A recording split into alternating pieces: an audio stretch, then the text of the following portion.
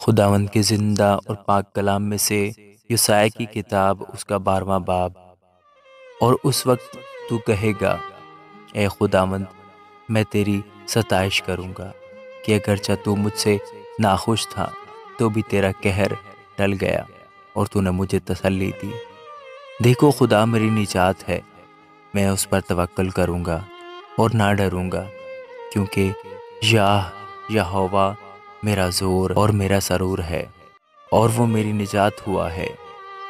بس تم خوش ہو کر نجات کے چشموں سے پانی بھرو گے، اور اس وقت تم کہو گے، خداوند کی ستائش کرو، اس سے دعا کرو، لوگوں کے درمیان اس کے کاموں کا بیان کرو، اور کہو کہ اس کا نام بلند ہے۔